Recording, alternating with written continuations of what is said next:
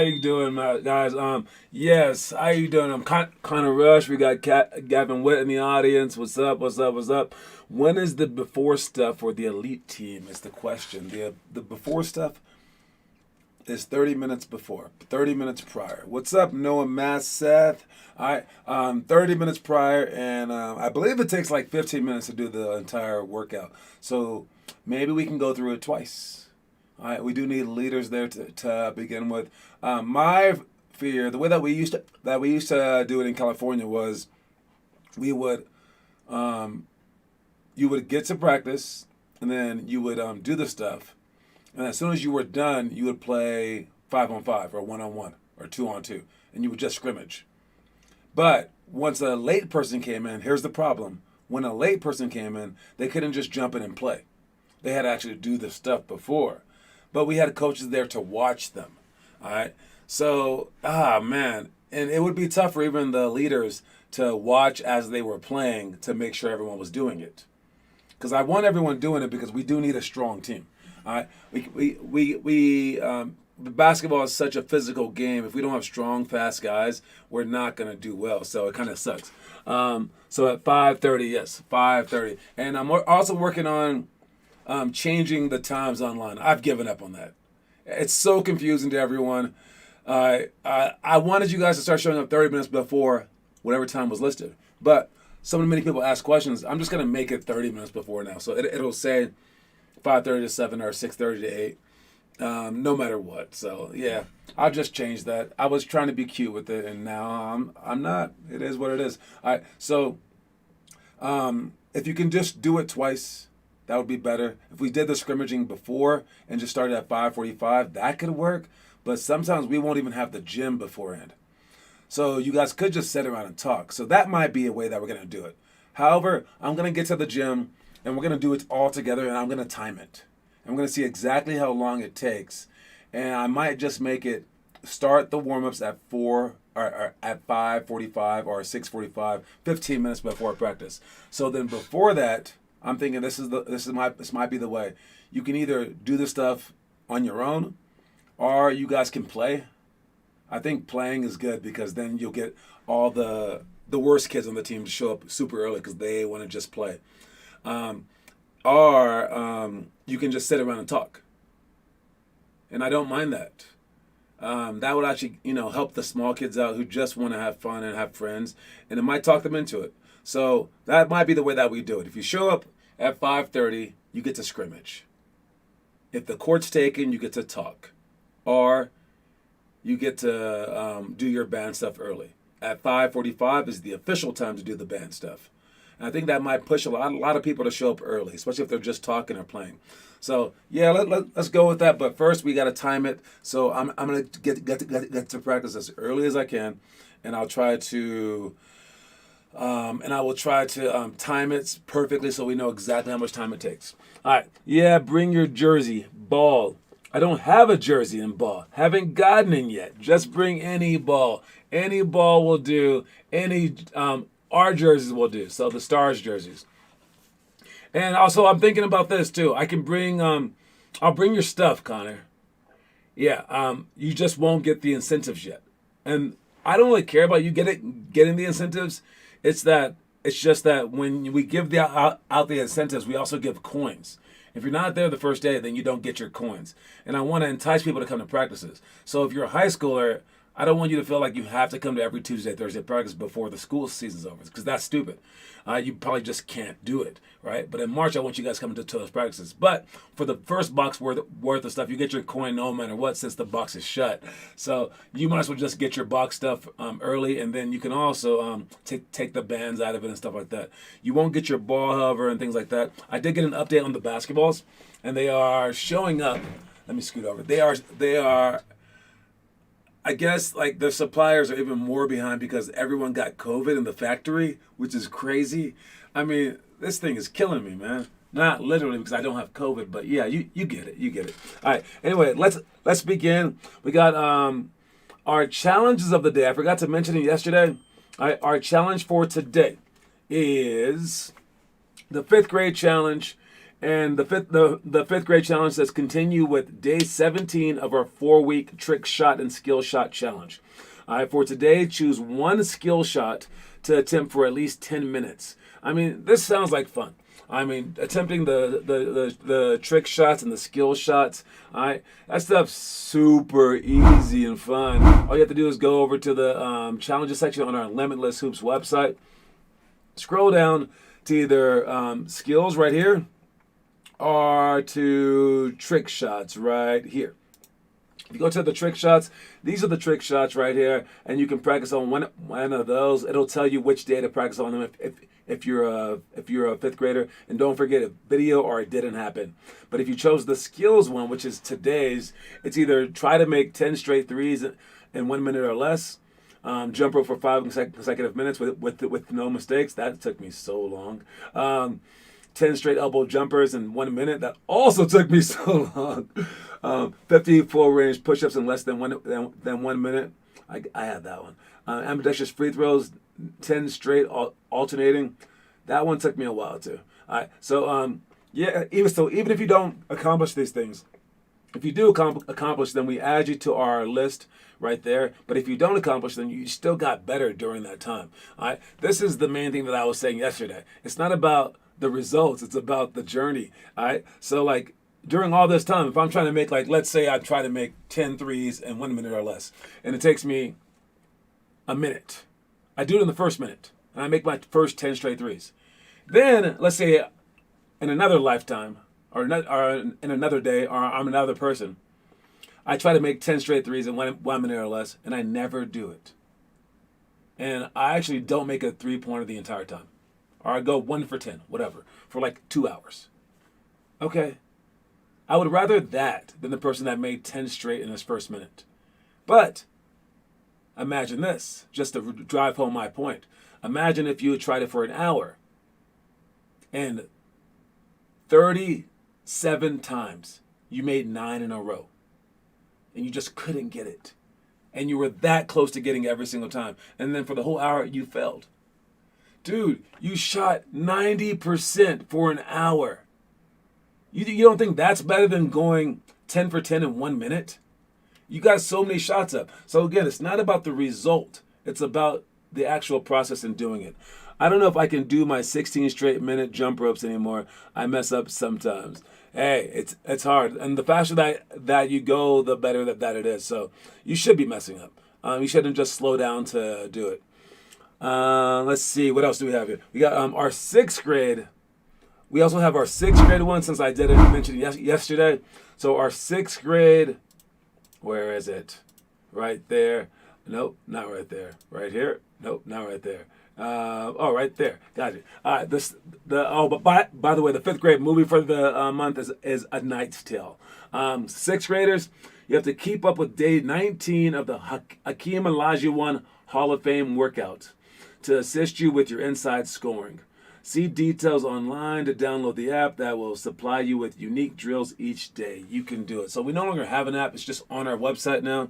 And again, you can get to the website by going right here. Let's see if I can pull that up real quick. All right.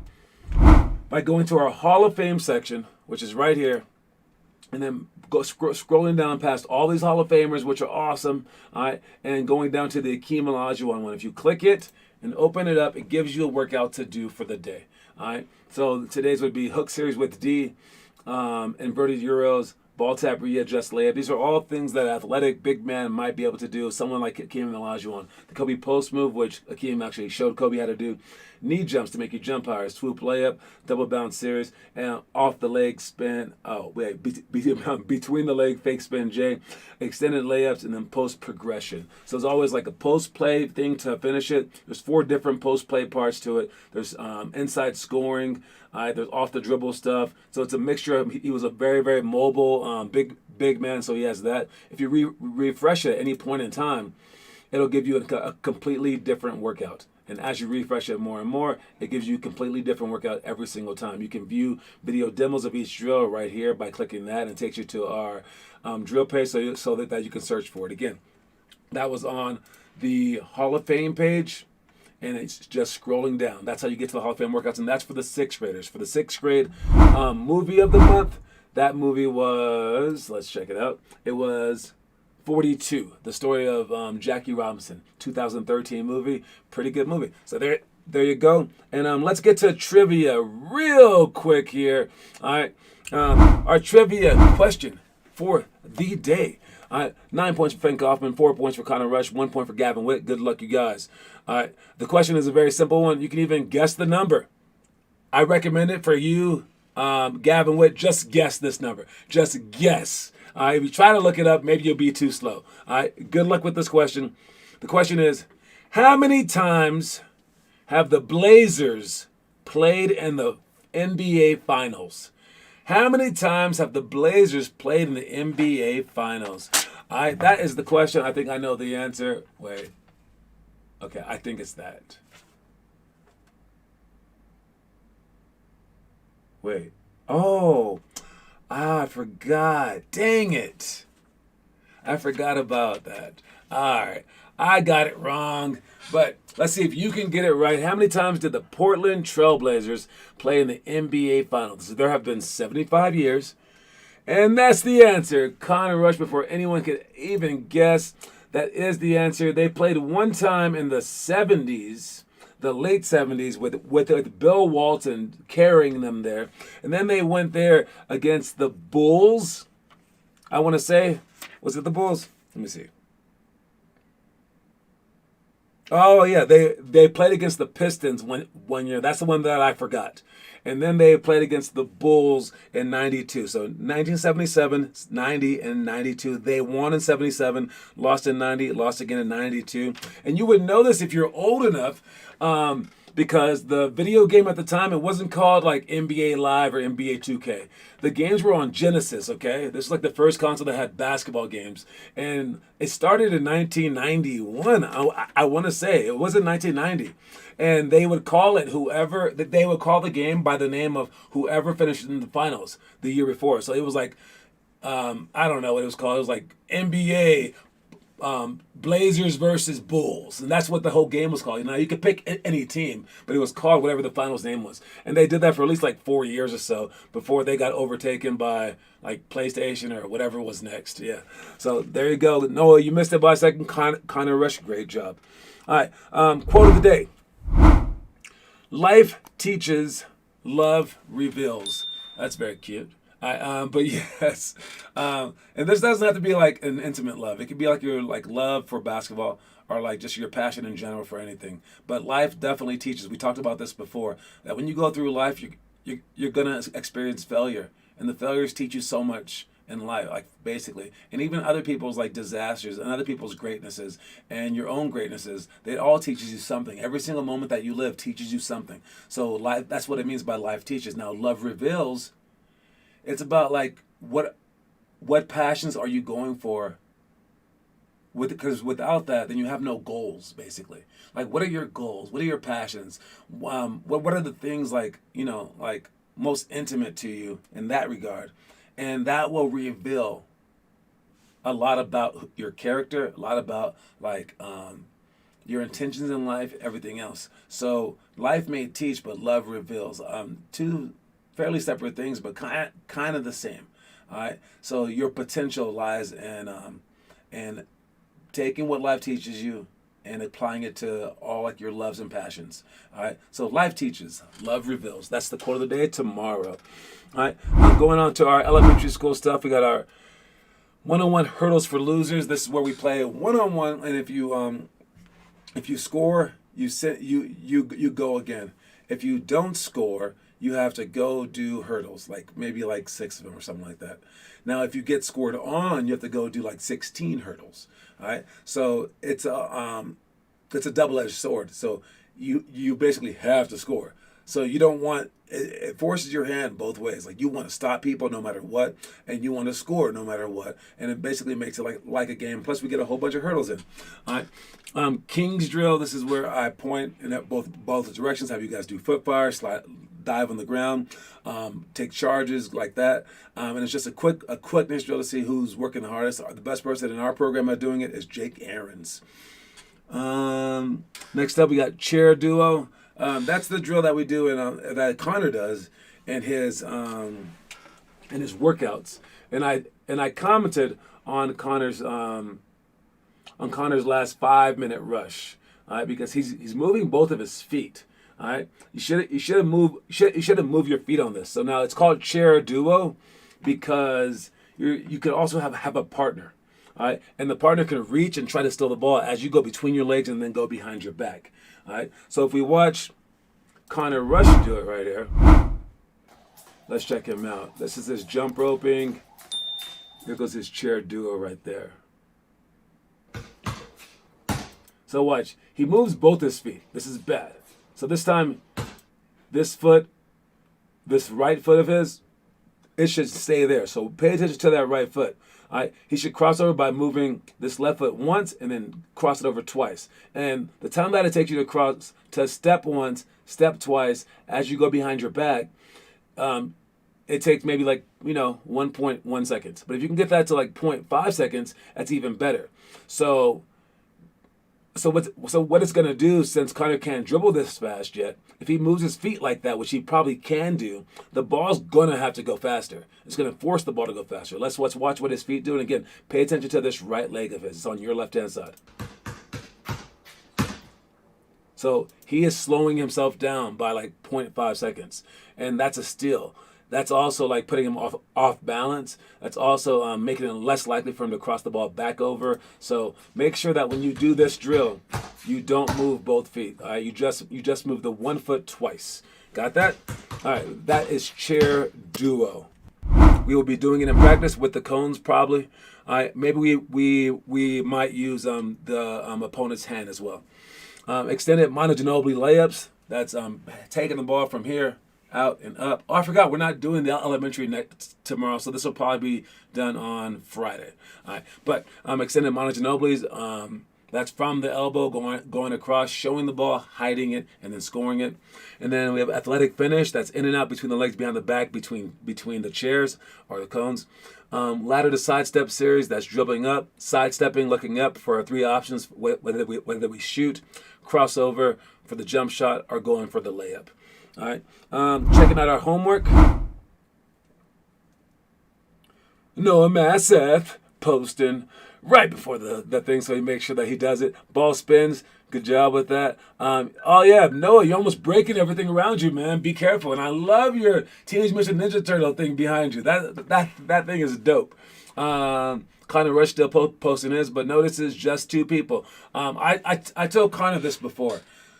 Right when he starts going really, really hard, I was like, Connor, you're pretty special like that. And I told him that. But I also said, but you know that you're not that special because, and it's not because of what you're thinking. It's not because he's not like the greatest in the world. It's because my programs, since I first started 10 years ago, have always had a Connor. They've always had a Connor. There has always been a Connor since day one. It's just gone by a different name. All right. First the Connor was Samantha. Then the Connor was Emma. Then the Connor was Devin. Connor was Dennis for a second. Connor was Ben. Connor was Derek. Connor was Ian. Connor's been Finley. And that's about it. 7 Connors. But over the course of our time, it's always been one Connor. It has never gotten more than it's never gotten to the point where there have been more than 2 Connors at any point in time. There's always a Connor. Not as hot though, I'm sure. The best looking one, let me see, as I'm judging kids' looks real quick. No, I can't do that. Because they were all pretty ugly. I mean, Dennis was okay, but yeah, nah, he was kind of weird looking. I don't know. None of them are cute. But anyways, I don't know if we took Connor out, would it be a new kid? If we took that kid out, would there be a new kid? Is there always going to be a Connor? Because there has never been a time ever where I've had a chance to sleep in 7 days a week. Because there's always a Connor. All right. So what I think is going on is they're getting scared to compete with Connor, maybe. and they don't want to compete and keep up with Connor. So we got to change that.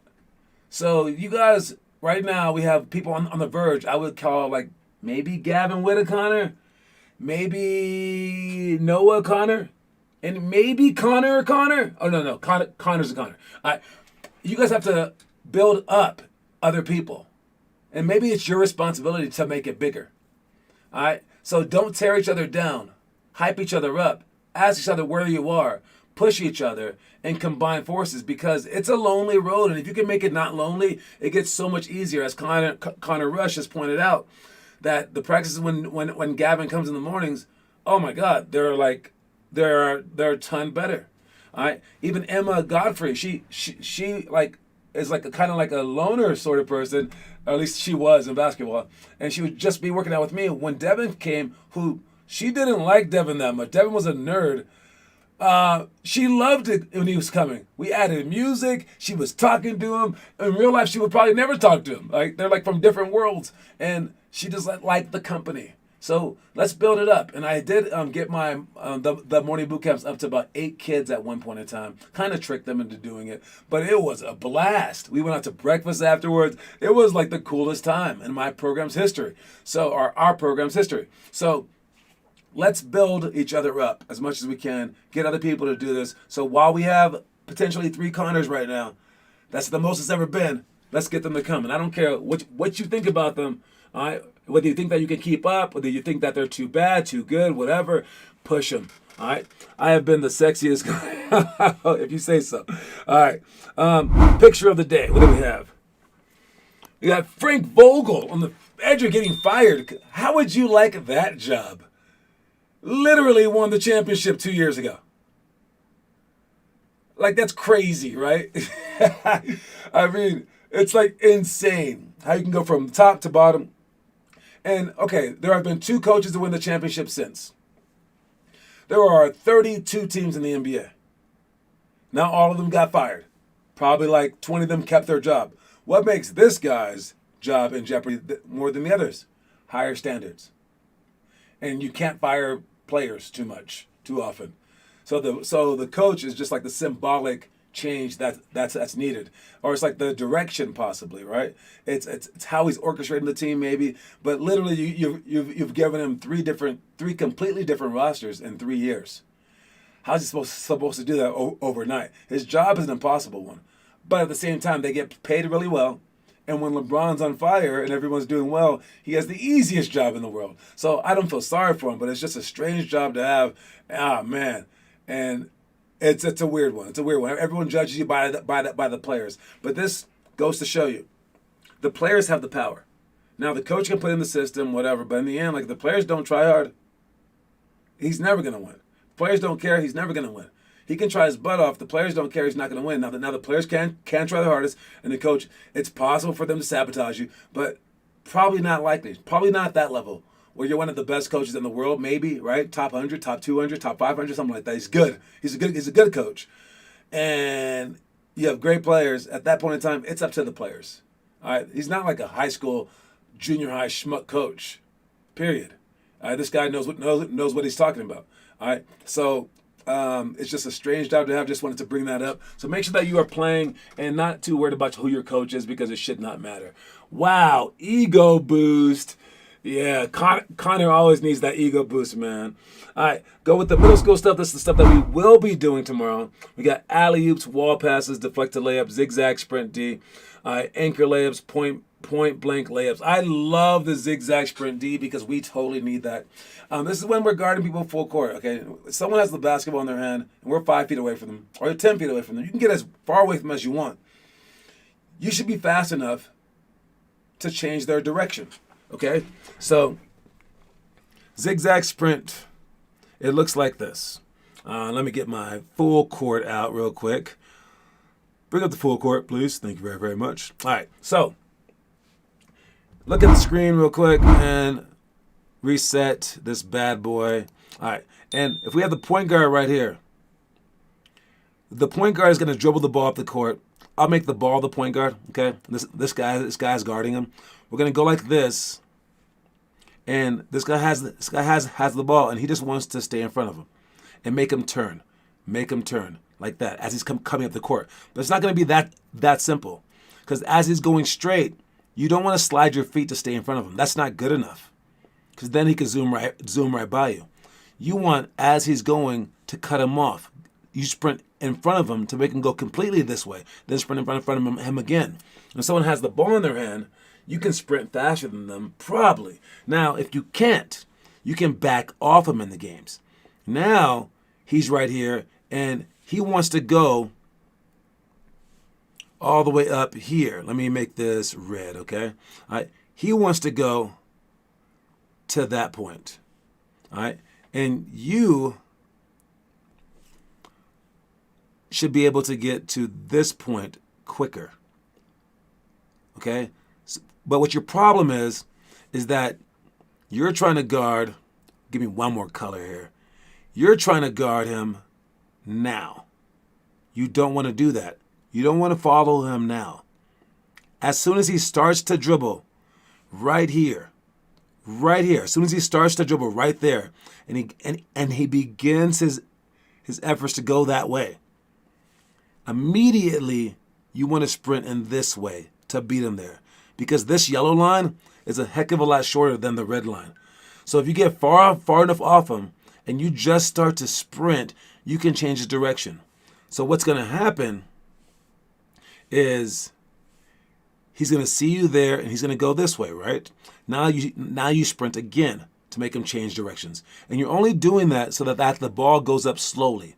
If you can get the ball to go up slowly, then you've done your job. All right? If you can get the ball to go up slowly down the court, you've done your job. And again, I'll harken back to our first middle school game that we had last weekend. We lost by like 40 points, but they had more than 20 wide open layups with no one within 10 feet of them. That means if we had just taken away their layups and made sure every shot was overhand, they weren't making shots. They were missing a lot of shots, especially if our hands were there. If you took like their fast break percentage, it was like 95%, 90% maybe. If you took their shots over our hand percentage, it must have been around 10%. I'll get tops like 15, 13%, something like that. It was so low. And we were even able to get rebounds on this team. So if all we did was get back in time, it would be good. So 1, no turnovers. 2, when there's a rebound that they have, we need to sprint back, but the person that has the ball needs to make the person turn twice. Just twice. Just to slow him down. You don't need to steal it, nothing. You just need to slow him down so that they have to run an offense.